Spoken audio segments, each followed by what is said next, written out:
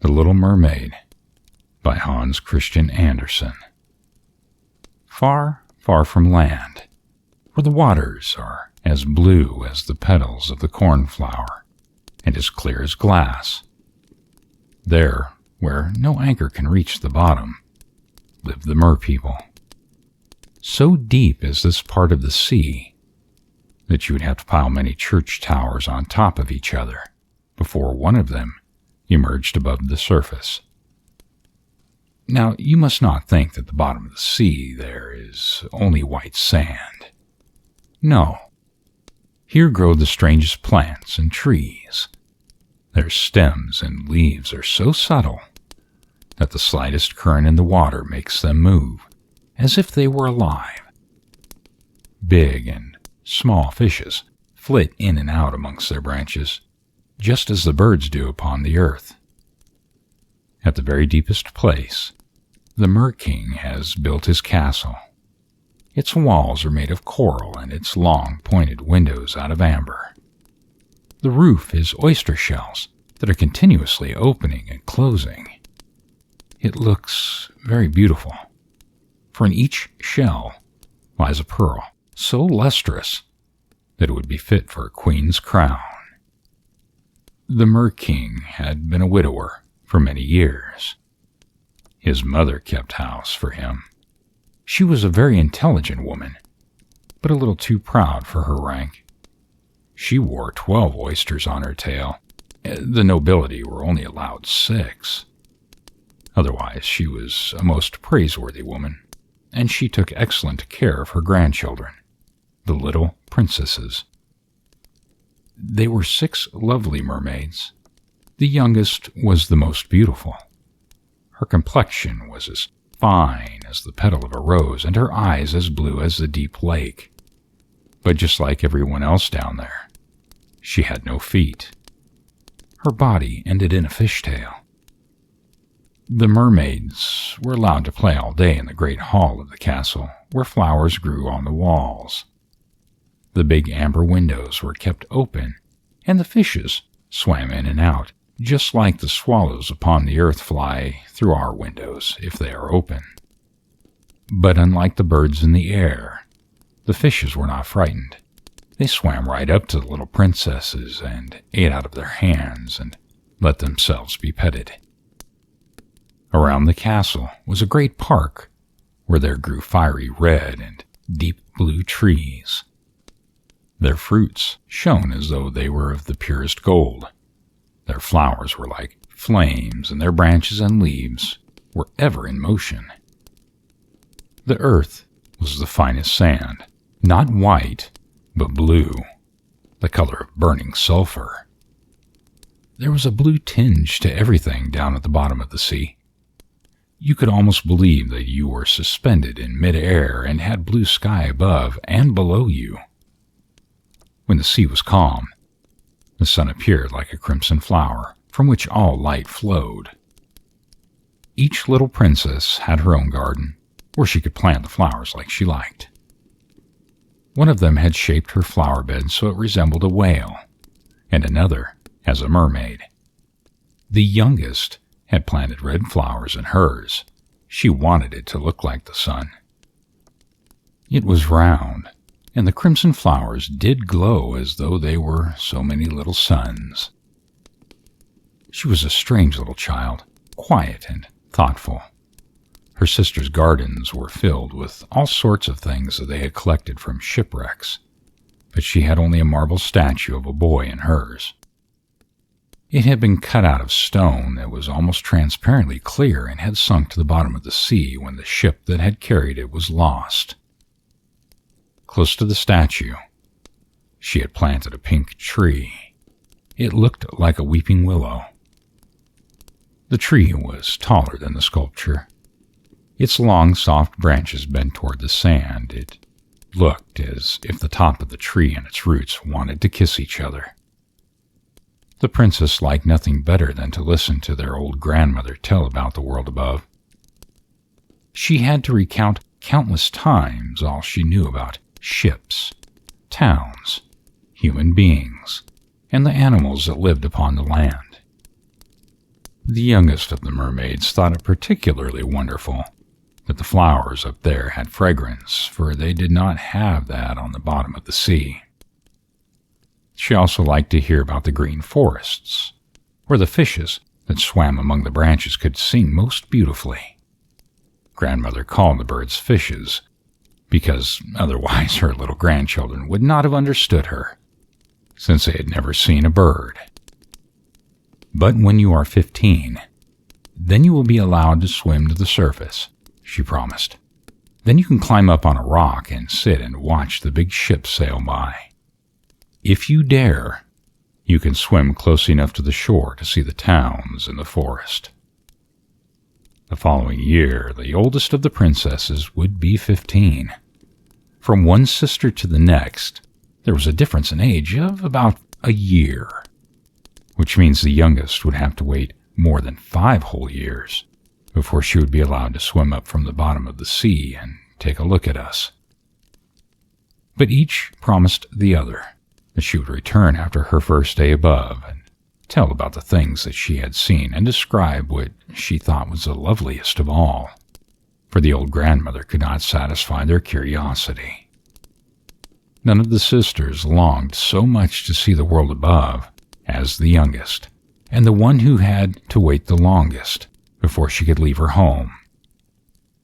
Many a night this quiet, thoughtful little mermaid would stand by the open window, looking up through the dark blue waters where the fishes swam. She could see the moon and the stars. They looked paler, but larger down under the sea. Sometimes a great shadow passed by like a cloud, and then she knew it was either a whale or a ship, with its crew and passengers, that was sailing high above her. None on board could have imagined that a little beautiful mermaid stood in the depths below them and stretched her little white hands up toward the keel of their ship. The oldest of the sisters had her 15th birthday and swam up to the surface of the sea. When she returned, she had hundreds of things to tell, but of everything that had happened to her, the loveliest experience by far, she claimed, had been to lie on a sandbank when the sea was calm and the moon was out, and look at a great city. The lights from the windows in the streets had shone like hundreds of stars, and she had been able to hear the rumblings of the carriages and the voices of human beings, and best of all, the sound of music. She had seen all the church towers and steeples and heard their bells ring, and just because she would never be able to enter the city, she longed to be able to do that more than anything else. How carefully her younger sister listened to every word and remembered everything that she had been told. When late in the evening, the little mermaid would stand dreaming by the window and look up through the blue water, and she imagined that she could see the city and hear the bells of the church ringing. The next year, the second of the sisters was allowed to swim away from home. Her little head had emerged above the water just at the moment when the sun was setting. This sight had been so beautiful that she could hardly describe it. The whole heaven had been covered in gold, and the clouds that had sailed above her had been purple and crimson. A flight of wild swans, like a white veil just above the water, had flown by. She had swum toward the sun, but it had set, taking the color of the clouds, the sea, and the sky with it. The third of the sisters, who came of age the following year, was the most daring among them. She had swum way up a broad river. There she had seen green hills covered with vineyards, castles, and farms that peeped out through the great forests. She had heard the birds singing, and the sun had just been so hot that she had to swim under the water some of the time, just to cool off. In a little bay, she had come upon some naked children who were playing and splashing in the water. She had wanted to join them, but when they saw her, they got frightened and ran away. A little black animal had come. It was a dog, but she had never seen one before. It had barked so loudly and fiercely that she became terrified and swam right back into the sea. What she would never forget, as long as she lived, were the beautiful forest, the green hills, and the sweet children who had been able to swim even though they had no fish tails as she had. The fourth of the sisters was timid. She stayed far away from shore, out in the middle of the ocean. But that was the most beautiful place of all, she asserted. You could see ever so far, and the sky above was like a clear glass bell. The ships she had seen had been so far away that they had looked no bigger than gulls. But the little dolphins had turned somersaults for hers, and the great whales had sprayed water high up into the air, so that it looked as though they were more than 100 fountains. The fifth sister's birthday was in the winter, and therefore she saw something none of the other sisters had seen. The ocean had been green, and huge icebergs had been floating on it. Each of them had been as lovely as a pearl, and yet larger than the church towers that human beings built. They had the most fantastic shapes, and their surface glittered like diamonds. She had climbed up to the largest of them. The wind had played with her long hair, and all the ships had fearfully kept away. Toward evening, a storm had begun to blow. Dark clouds had gathered, and bolts of lightning had flashed, while the thunder rolled. The waves had lifted the iceberg high up on their shoulders, and the lightning had colored the ice red. Ships had taken down their sails, and on board, fear and terror had reigned. But the mermaid had just sat on her iceberg and watched the bolts of lightning zigzag across the sky. The first time that any of the sisters had been allowed to swim to the surface, each had been delighted with her freedom and all she had seen. But now they were grown-ups and could swim anywhere they wished. They lost interest in wandering far away. After a month or two, the world above lost its attraction. When they were away, they longed for their father's castle, declaring it the most beautiful place of all, and the only spot where they really felt at home. Still, many evenings, the five sisters would take each other's hands and rise up through the waters. They had voices far lovelier than any human being.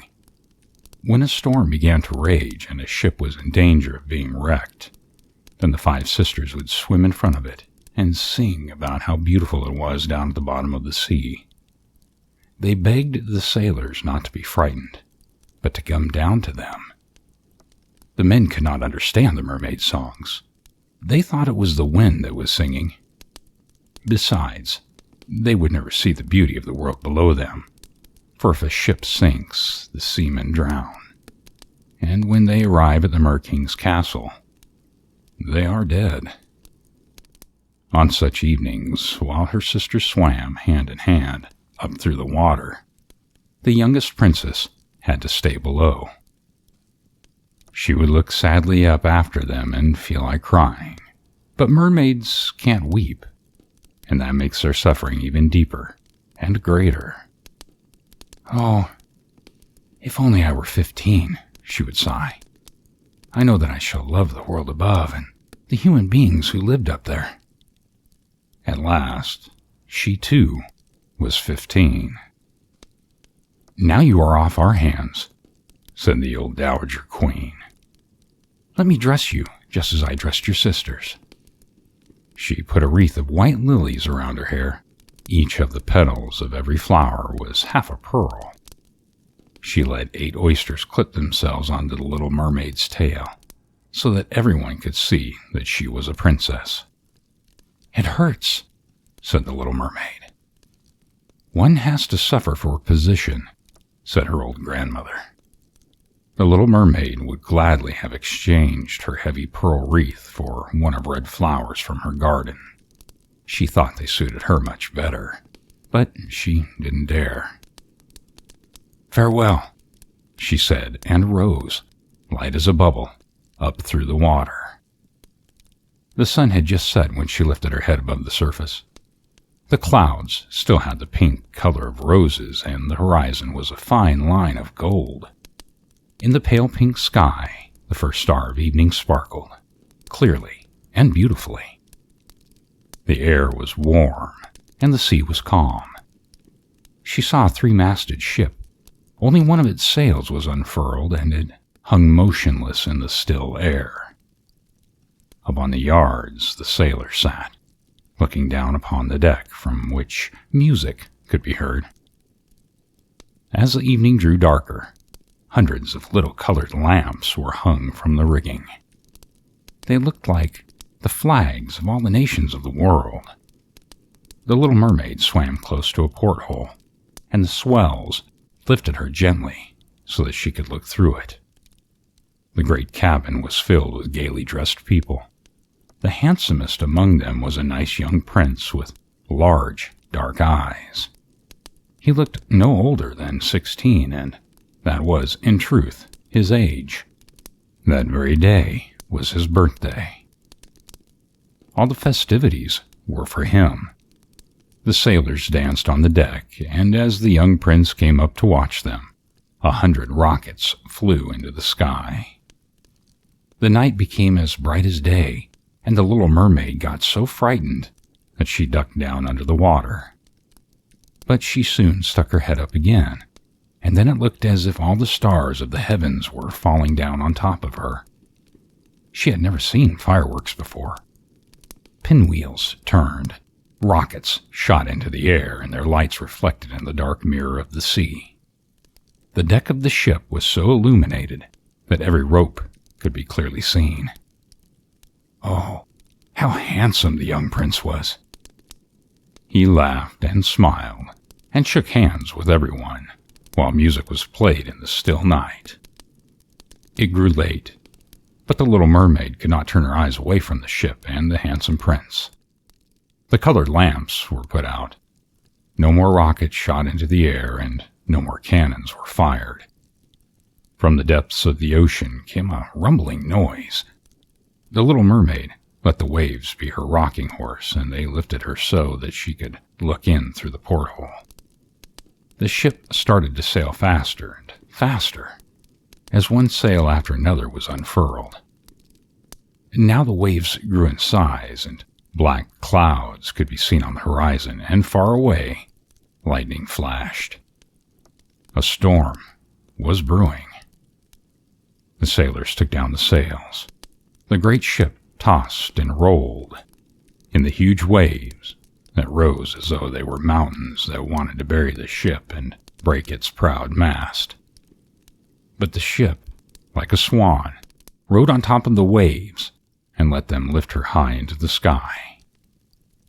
The little mermaid thought it was very amusing to watch the ship sailing so fast, but the sailors didn't. The ship creaked and groaned. The great planks seemed to bulge as the waves hit them. Suddenly, the mast snapped, as if it were a reed. It tumbled into the water. The ship heeled over, and the sea broke over it. Only now did the little mermaid understand that the ship was in danger. She had to be careful herself and keep away from the spars and broken pieces of timber that were flung into the waves. For a moment it grew so dark that she could not see anything. Then a bolt of lightning illuminated the sinking ship. She looked for the young prince among the terrified men on board who were trying to save themselves. But not until that very moment, when the ship finally sank, did she see him. At first, she thought joyfully, "Now he will come down to me." But then she remembered that man could not live in the sea, and the young prince would be dead when he came to her father's castle. "He must not die," she thought, and dived in among the wreckage, forgetting the danger that herself was in, for any one of the great beams that were floating in the turbulent sea could have crushed her. She found him. He was too tired to swim any further. He had no more strength in his arms and his legs to fight the storm that whipped the waves. He closed his eyes, waiting for death, and he would have drowned had the little mermaid not saved him. She held his head above the water and let the waves carry them where they would. By morning, the storm was over. Of the wrecked ship, not a splinter was to be found. The sun rose, glowing red. Its rays gave color to the young prince's cheek, but his eyes remained closed. The little mermaid kissed his forehead and stroked his wet hair. She thought that he looked like a statue in her garden. She kissed him again and wished passionately that he would live. In the far distance, she saw land. The mountains rose blue in the morning air. The snow on their peaks was glistening white as swan's feathers. At the shore, there was a green forest, and in its midst lay a cloister or a church. The little mermaid did not know which. Lemon and orange trees grew in the garden, and by the entrance gate stood a tall palm tree. There was a little bay nearby where the water was calm and deep. The mermaid swam with her prince toward the beach. She laid him in the fine white sand, taking care to place his head in the warm sunshine far above the water. In the big white buildings, bells were ringing, and a group of young girls was coming out to walk in the garden. The little mermaid swam out to some rocks and hid behind them. She covered her head with seaweed so that she could not be seen, and then peeped towards the land to see who would find the poor prince. Soon one of the young girls discovered him. At first, she seemed frightened and called the others. A lot of people came. The prince opened his eyes and smiled up at those who stood around him, not out at the sea where the little mermaid was hiding. But then how could he possibly have known that she was there and that it was she who had saved him? The little mermaid felt so terribly sad. The prince was carried into the big white building, and the little mermaid dived sorrowfully down into the sea and swam home to her father's castle. She had always been quiet and thoughtful. Now she grew even more silent. Her sisters asked her what she had seen on her first visit above, but she did not answer. Many mornings and evenings, she would swim back to the place where she had last seen the prince. She watched the fruits in the orchard ripen and be picked, and saw the snow on the high mountains melt, but she never saw the prince. She would return from each of these visits a little sadder. She would seek comfort by embracing the statue in her garden, which looked like the prince. She no longer tended her flowers, and they grew into a wilderness, covering the paths and weaving their long stalks and leaves into the branches of the tree, so that it became quite dark down in her garden. At last, she could bear her sorrow no longer, and told one of her sisters about it. And almost at once, the others knew as well. But no one else was told. This is except for a couple of other mermaids. But they didn't tell it to anyone except their nearest and dearest friends. It was one of these friends who knew who the prince was. She, too, had seen the birthday party on the ship, and she could tell where he came from and where his kingdom was. "Come, little sister," the other princess called, and with their arms around each other's shoulders, they swam. All in a row they rose to the surface when they came to the shore where the prince's castle stood. It was built of glazed yellow stones and had many flights of marble stairs leading up to it. The steps of one of them went all the way down to the sea. Golden domes rose above the roofs, and pillars bore an arcade that went all the way around the palace. Between the pillars stood marble statues. They looked almost as if they were alive. Through the clear glass of the tall windows, one could look into the most beautiful chambers and halls, where silken curtains and tapestries hung on the walls, and there were large paintings that were a real pleasure to look at. In the largest hall was a fountain. The water shot up high toward the glass cupola in the roof, through which the sunbeams fell on the water and the beautiful flowers that grew at the basin of the fountain. Now that she knew where the prince lived, the little mermaid spent many evenings and nights looking at the splendid palace. She swam nearer to the land than any of her sisters ever dared. There was a marble balcony that cast its shadow across a narrow canal, and beneath it she hid and watched the young prince, who thought he was all alone in the moonlight. Many an evening she saw the prince sail with his musicians in his beautiful boat. She peeped from behind the tall reeds, and if someone noticed her silver-white veil, they probably thought that they had only seen a swan stretching its wings. Many a night she heard the fishermen talking to each other and telling about how kind and good the prince was, and she was so glad that she had saved his life when she found him, half dead, drifting on the waves. She remembered how his head had rested on her chest, and with what passion she had kissed him. But he knew nothing about his rescue. He could not even dream about her.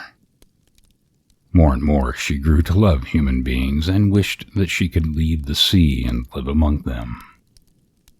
It seemed to her that their world was far larger than hers. On ships, they could sail across the oceans, and they could climb the mountains high above the clouds. Their countries seemed ever so large, covered with fields and forests. She knew that they stretched much farther than she could see. There was so much that she wanted to know. There were so many questions that her sisters could not answer. Therefore, she asked her old grandmother, since she knew so much about the higher world, as she called the lands above the sea. "If men are not so unlucky as to drown," asked the little mermaid, "then do they live forever? Don't they die as we do down here in the sea?" Yes, they do," answered her grandmother. "Men must also die, and their lifespan is shorter than ours. We can live until we are 300 years old, but when we die, we become the foam on the ocean. We cannot even bury our loved ones. We do not have immortal souls. When we die, we shall never rise again. We are like the green reeds. Once they are cut, they will never be green again. But men have souls that live eternally, even after their bodies have become dust.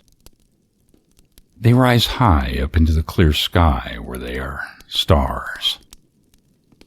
As we rise up through the water to look at the world of men, they rise up to the unknown, the beautiful world that we shall never see." "Why do I not have an immortal soul?" sighed the little mermaid unhappily. "I would give all my 300 years of life for only one day as a human being, if afterward I should be allowed to live in the heavenly world." "You shouldn't think about things like that," said her old grandmother. "We live far happier down here than man does up there. I am going to die, become foam on the ocean, and never again hear the music of the waves or see the flowers and the burning red sun. Can't I do anything to win an immortal soul?" "No," said the old merwoman.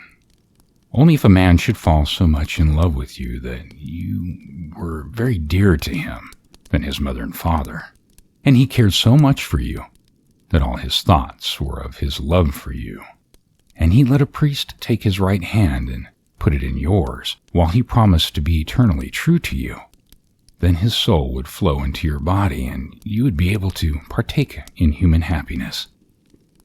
He can give you a soul and yet keep his own, but it will never happen.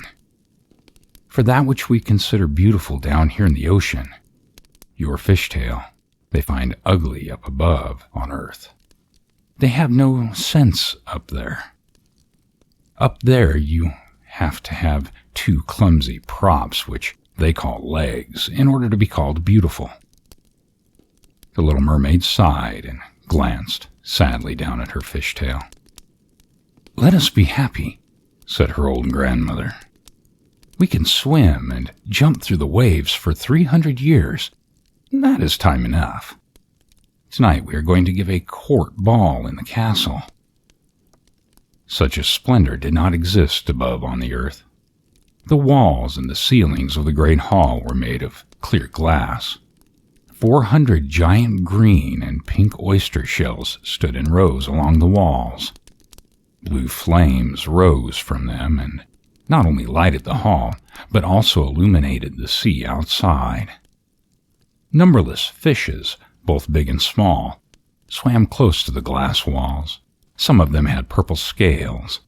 Others seemed to be of silver and gold. Through the great hall flowed a swiftly moving current, and on that the mermen and mermaids danced, while they sang their own beautiful songs.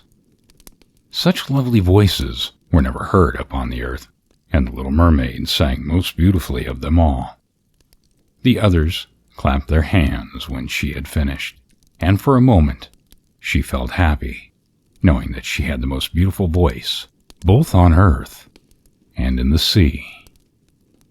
But soon she started thinking again of the world above. She could not forget the handsome prince, and mourned because she did not have any immortal soul like his. She sneaked out of her father's palace, away from the ball, from the gaiety, down into her little garden. From afar, the sound of music, of horns being played, came down to her through the water, and she thought, "Now he is sailing up there. The prince whom I love more than I love my father and mother. He who is ever in my thoughts, and in whose hands I would gladly place all my hope of happiness. I would dare do anything to win him and an immortal soul. While my sisters are dancing in the palace, I will go to the sea witch, though I have always feared her, and ask her for help." The little mermaid swam toward the turbulent maelstrom. Beyond it, the sea witch lived. In this part of the great ocean, the little mermaid had never been before. Here no flowers or seaweeds grew, only the gray, naked seabed stretched toward the center of the maelstrom.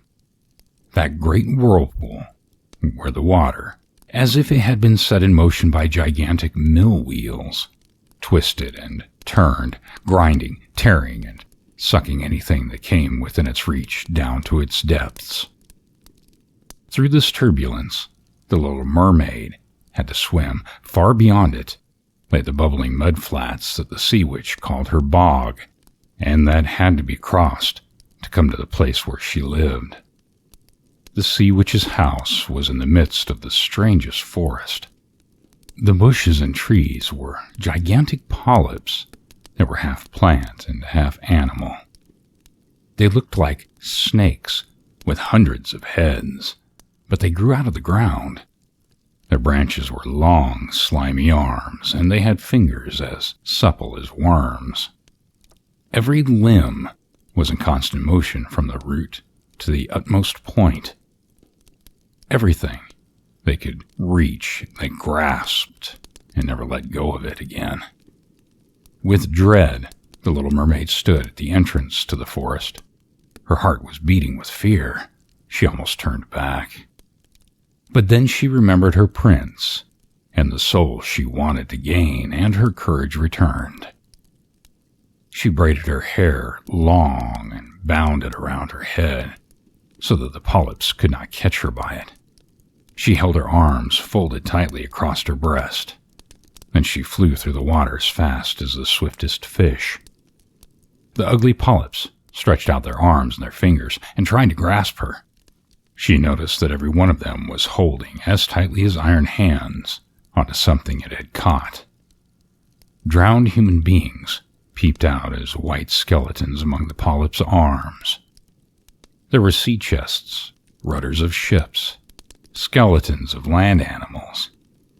Then she saw a poor little mermaid who had been caught and strangled, and this sight was, to her, the most horrible. But at last, she came to a great, slimy open place in the middle of the forest. Big fat eels played in the mud, showing their ugly yellow stomach. Here, the witch had built her house out of bones of drowned sailors. And there she sat, letting a big ugly toad eat out of her mouth, as human beings sometimes let a canary eat sugar candy out of theirs. The ugly eels, she called her little chickens, and held them close to her spongy chest. I know what you want, she cackled, and it is stupid of you. But you shall have your wish, for it will bring you misery, little princess. You want to get rid of your fishtail, and instead have 2 stumps to walk as a human being has, so that the prince will fall in love with you, and you will again both have him and an immortal soul.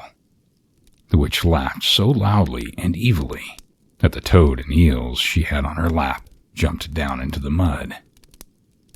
You came at the right time, she said.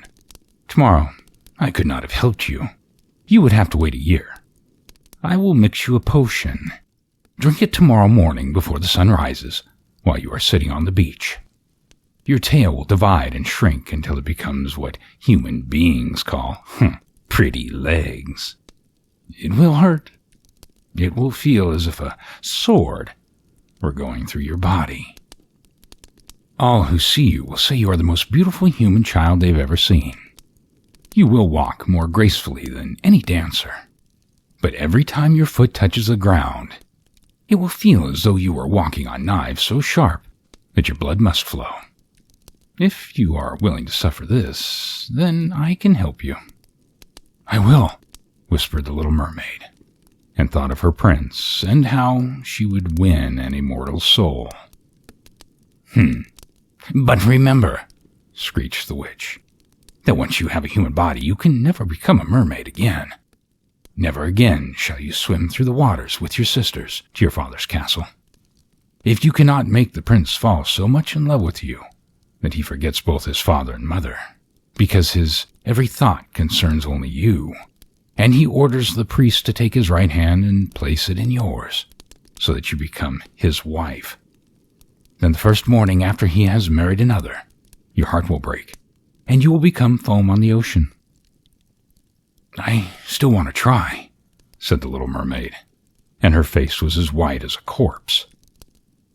But you will have to pay me too, grinned the witch, and I want no small payment. You have the most beautiful voice of all those who live in the ocean. I suppose you have thought of using that to charm your prince.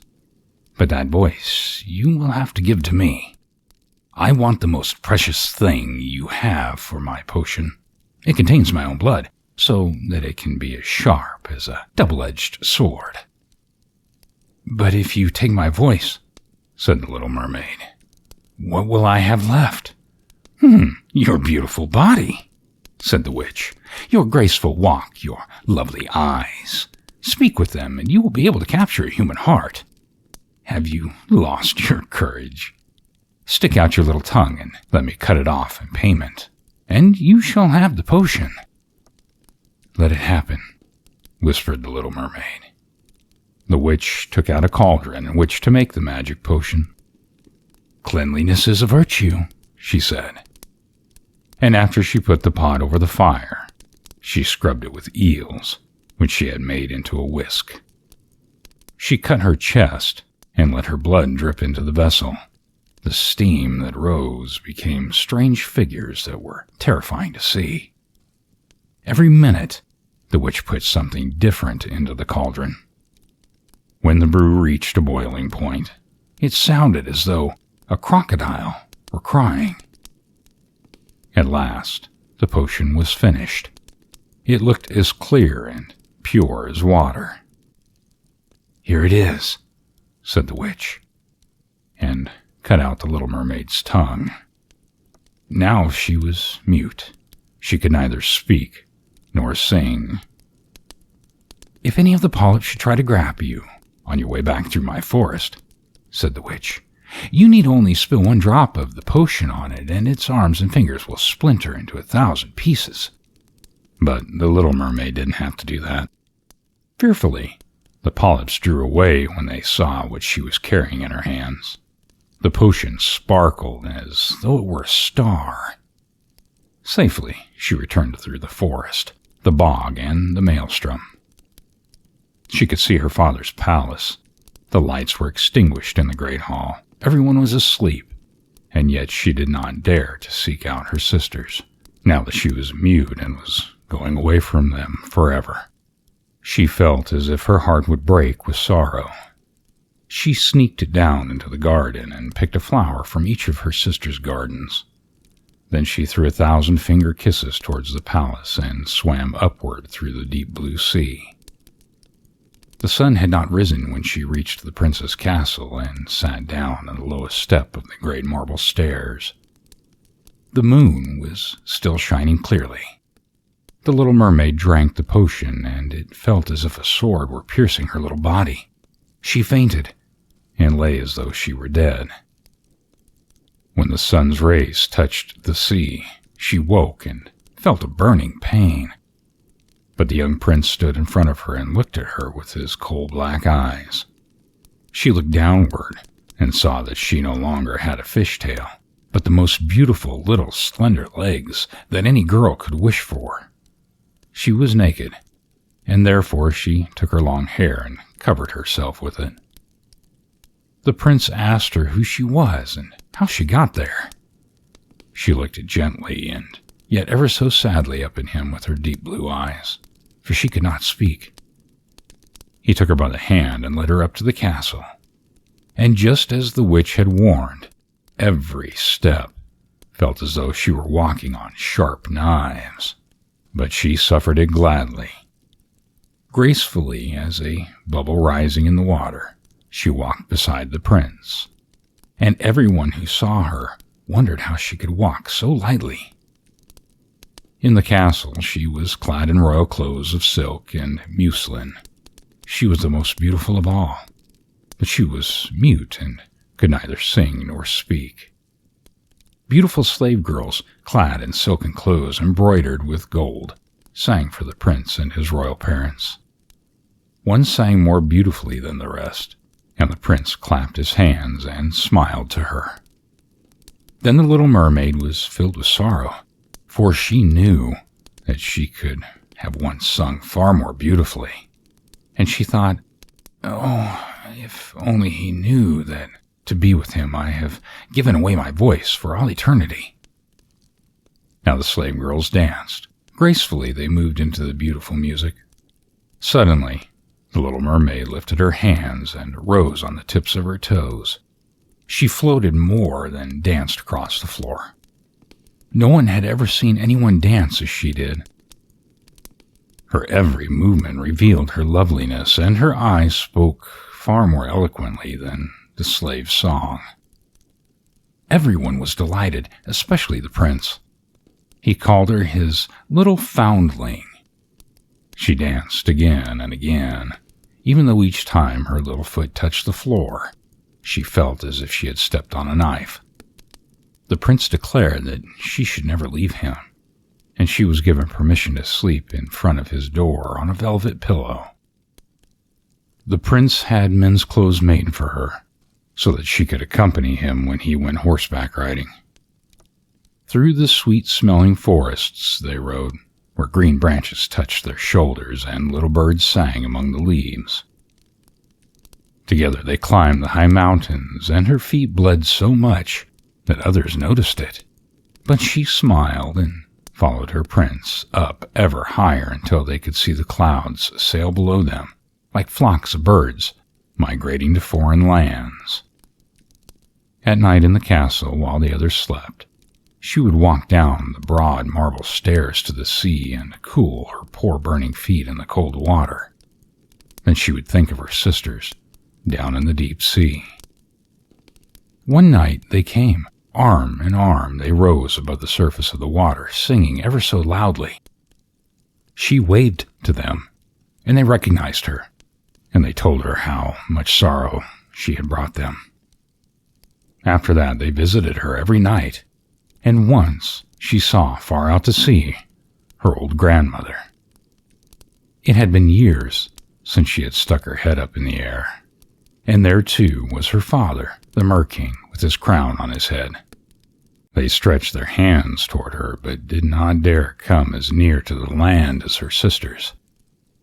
Day by day, the prince grew fonder and fonder of her, but he loved her as he would have loved a good child, and had no thought of making her his queen, and she had to become his wife, or she would never have an immortal soul, but on the morning after his marriage would become foam on the great ocean. "Don't you love me more than you do all the others?" was the message in the little mermaid's eyes when the prince kissed her lovely forehead. "Yes, you are the dearest to me," said the prince, "for you have the kindest heart of them all. You are devoted to me, and you look like a young girl I once saw and probably will never see again. I was in a shipwreck.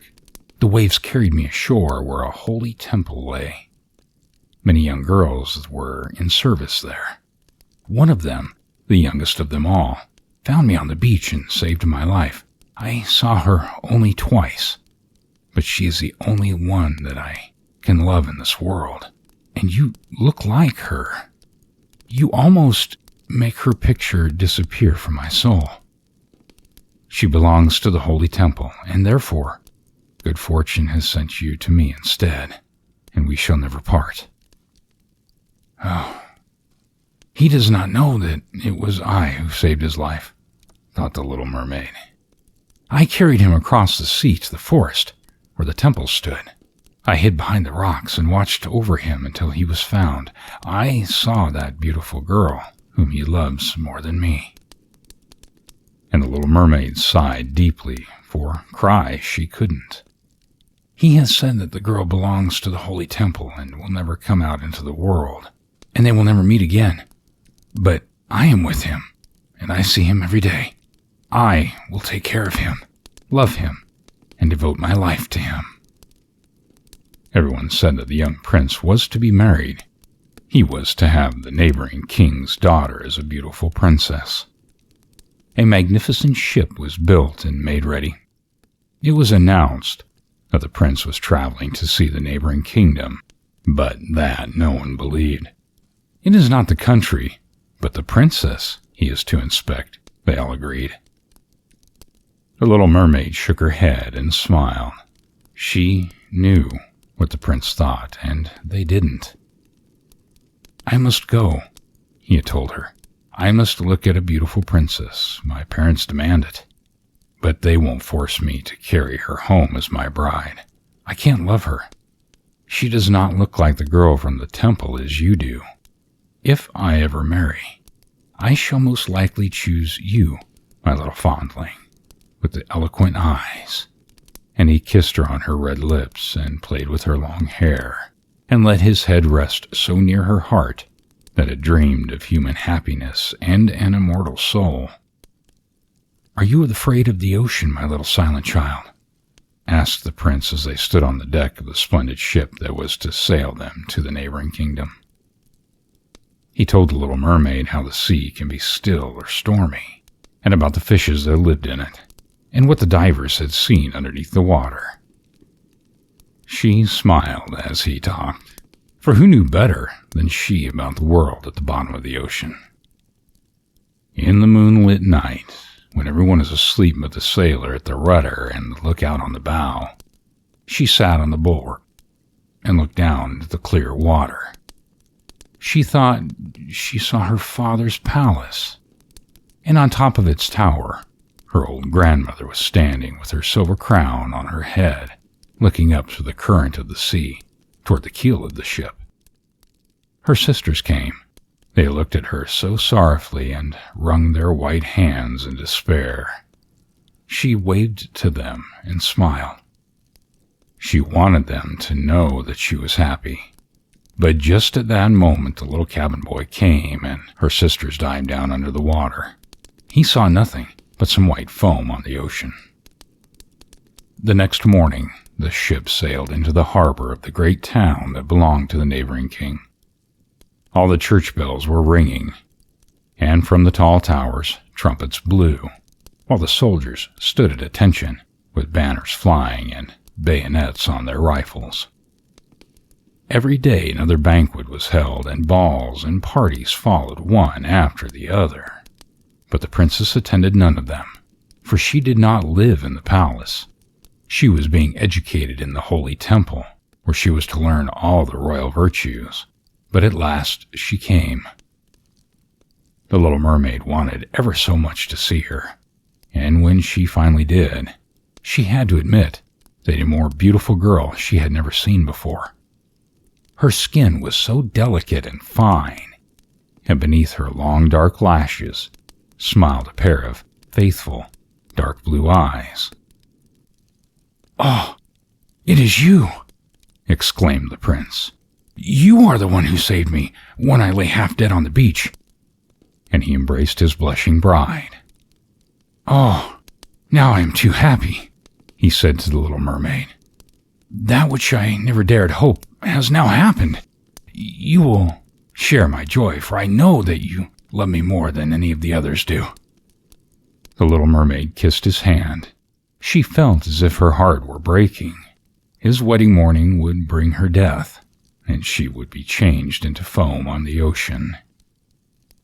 All the church bells rang, and the herald rode through the streets and announced the wedding to the people. On all the altars, costly silver lamps burned with fragrant oils. The priests swung their censers with burning incense in them, while the prince and the princess gave each other their hands, and the bishop blessed them. The little mermaid, dressed in silk and gold, held the train of the bride's dress, but her ears did not hear the music, nor did her eyes see the holy ceremony, for this night would bring her death, and she was thinking of all she had lost in this world. The bride and the bridegroom embarked upon the prince's ship. Cannons saluted and banners flew. On the main deck, a tent of gold and scarlet cloth had been raised. There, on the softest of the pillows, the bridal couple would sleep. The sails were unfurled, and they swelled in the wind, and the ship glided across the transparent sea.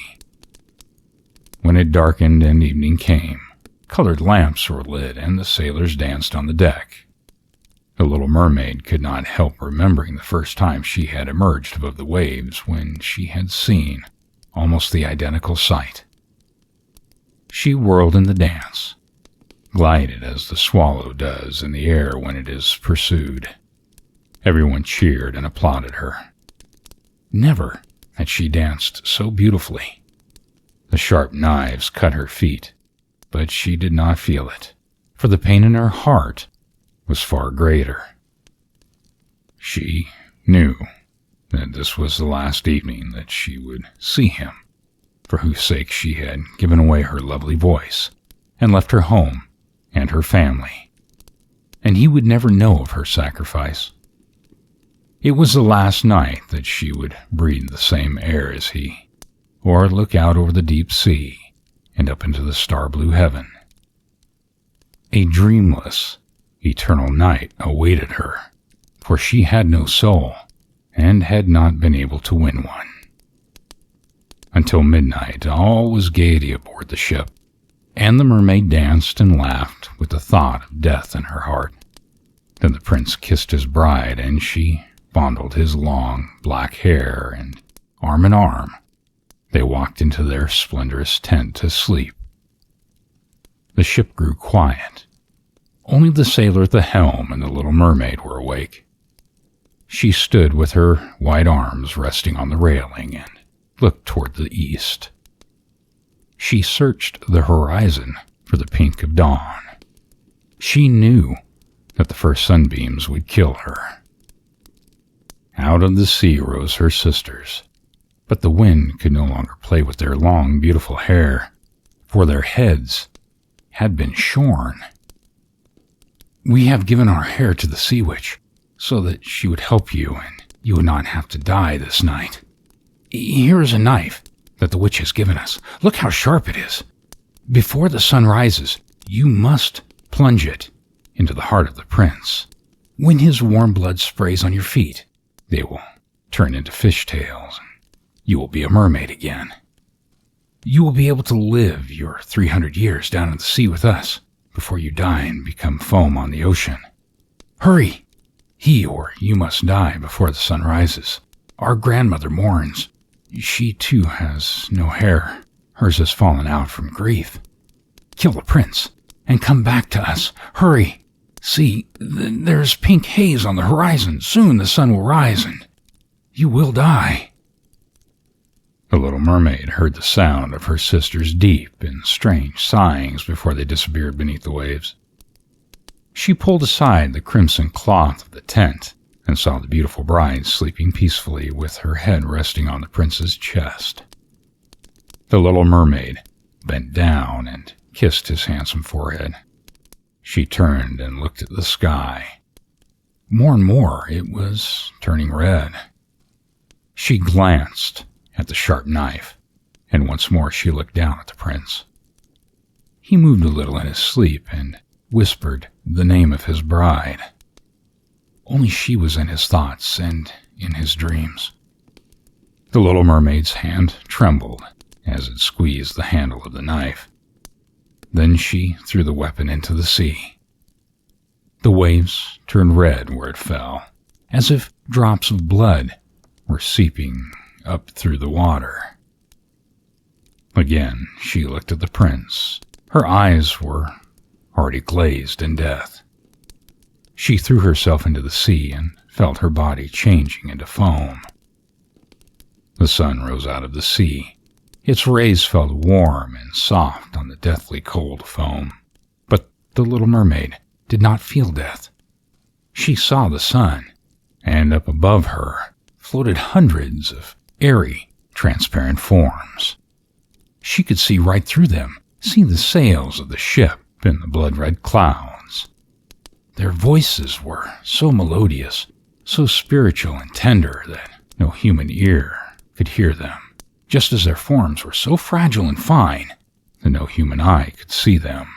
So light were they that they glided through the air, though they had no wings.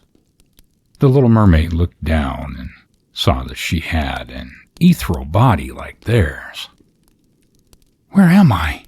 she asked, and her voice sounded like theirs, so lovely and so melodious that no human music could reproduce it. "We are the daughters of the air," they answered. "Mermaids have no immortal soul and can never have one, unless they can obtain the love of a human being. Their chances of obtaining eternal life depends upon others. We, daughters of the air, have not received an eternal soul either, but we can win one by good deeds. We fly to the warm countries where the heavy air of the plague rests and blow cool winds to spread it. We carry the smell of flowers that refresh and heal the sick. If for 300 years we earnestly try to do what is good, we obtain an immortal soul and can take part in the eternal happiness of man. You, little mermaid, have tried with all your heart to do the same. You have suffered and borne your suffering bravely, and that is why you are now amongst us, the spirits of the air. Do your good deeds, and in 300 years an immortal soul will be yours." The little mermaid lifted her arms up towards God's sun, and for the first time, she felt a tear. She heard noise coming from the ship.